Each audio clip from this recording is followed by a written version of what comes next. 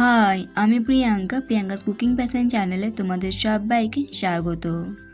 আজ আমি একটা মাত্র কমলা লেবু দিয়ে দুর্দান্ত স্বাদের এই কমলা লেবুর স্পঞ্জ কেকটা তৈরি করে দেখাবো। চলো তাহলে ভিডিওটা শুরু করা যাক। তোমরা প্রথম থেকে শেষ পর্যন্ত ভিডিওটা দেখতে থাকো। সবার প্রথমে এখানে আমি একটা কমলা লেবু নিয়েছি। এবার আমি কমলা লেবুটাকে এইভাবে দুভাগ করে প্রথমে কেটে নেব। দুভাগ করে ভালোভাবে কেটে নেওয়ার পর এবার আমি কমলা লেবুর জুসটাকে এইভাবে চেপে চেপে বার করে দেব। তোমাদের কাছে যদি জুসার থাকে তোমরা জুসার দিয়েও এই লেবুর রসটাকে বের করে নিতে পারো।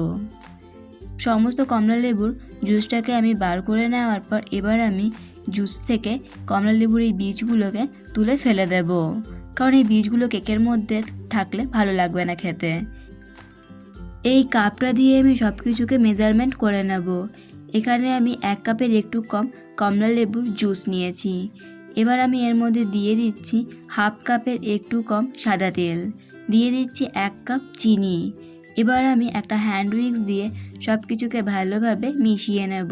সব কিছুকে ভালোভাবে মিশিয়ে নেওয়ার পর এবার আমি প্রথমে এর মধ্যে দিয়ে দিলাম 1 কাপ ময়দা, দিয়ে দিচ্ছি সামান্য একটু লবণ। আবারও আমি হ্যান্ড উইক্স দিয়ে সব কিছুকে ভালোভাবে প্রথমে মিশিয়ে নেব। তোমরা যদি এখানে উপকরণগুলোকে পারফেক্টভাবে নিতে পারো তবেই কিন্তু কেকটাকেও পারফেক্টভাবে তৈরি করে নিতে পারবে। আর এই কমলা লেবুর কেকটা বানানো কিন্তু খুবই সহজ। এখানে আমি মোট কাপটা মেপে 1.5 কাপ ময়দা নিলাম। সব কিছুকে ভালোভাবে মিশিয়ে নিয়ে ব্যাটারটাকে স্মুথভাবে তৈরি করে নেব। ব্যাটারটাকে আমি ভালোভাবে তৈরি করে নিয়েছি। এবার আমি এর মধ্যে দিয়ে দিচ্ছি 2 চামচ গুঁড়ো দুধ, দিয়ে দিচ্ছি কিছুটা পরিমাণে চীনাবাদাম কুচি, আর দিয়ে দিচ্ছি 1 চামচের একটু কম বেকিং পাউডার।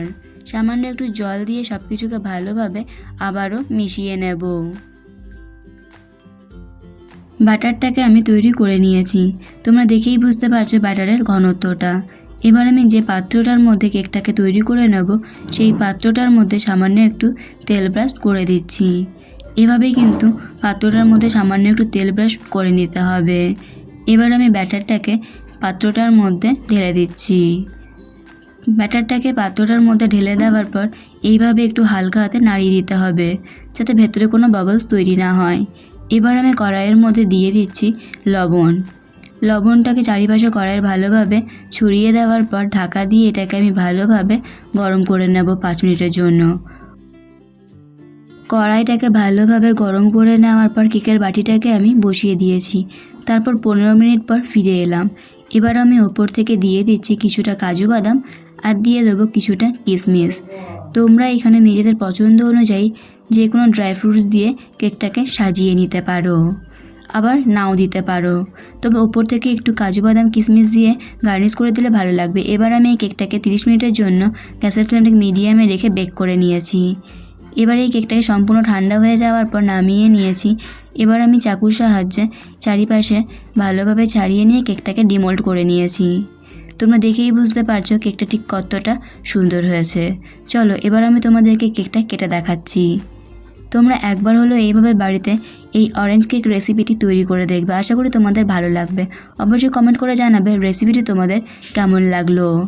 এরকমই নতুন রেসিপির আপডেট পাওয়ার জন্য প্রিয়াঙ্কাস কুকিং প্যাশন চ্যানেলটিকে সাবস্ক্রাইব করতে ভুলো না।